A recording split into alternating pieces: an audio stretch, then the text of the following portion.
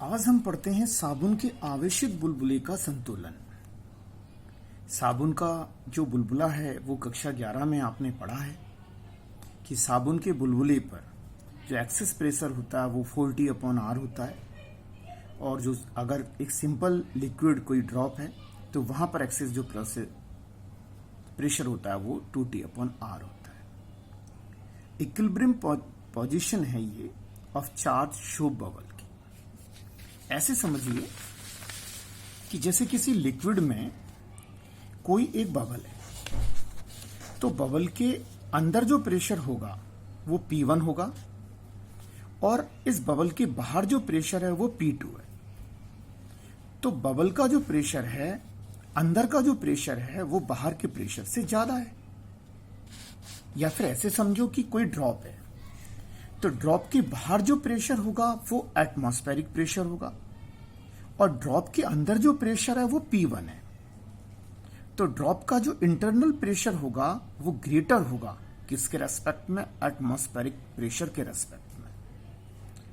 अब हम ऐसे सोचते हैं कि अंदर का जो प्रेशर है वो P1 और प्लस एक्सेस प्रेशर है किसके रेस्पेक्ट में? PA के रेस्पेक्ट में।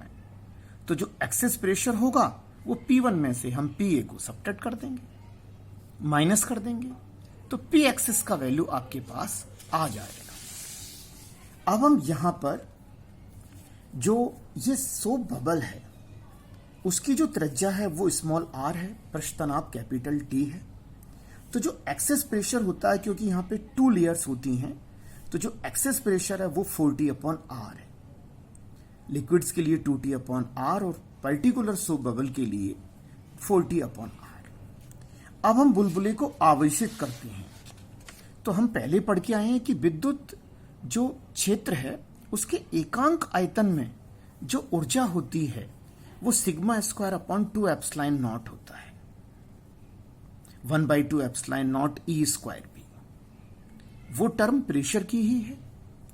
तो जो एक्सेस प्रेशर होगा वो प्लस σ²/2ε0 = 40/R। तो एक्सेस जो प्रेशर होगा वो 40/R में से हम σ²/2ε0 को माइनस कर देंगे, क्योंकि 40/R की वैल्यू ज्यादा है। तो संतुलन अब हम क्या करेंगे कि जब हम बुलबुले को और ज्यादा आवेशित करेंगे तो एक हमें σ²/2ε0 के विरुद्ध कार्य करना पड़ेगा। लेकिन एक स्थिति ऐसी आएगी कि जब एक्सेस प्रेशर का वैल्यू 0 हो जाएगा, इसके पश्चात जो बबल होगा वो ब्लास्ट हो जाएगा। तो इक्विलिब्रियम पोजीशन की कंडीशन में P एक्सेस का वैल्यू जब 0 होगा तो हम 40/R = σ²/2ε0 कर देंगे।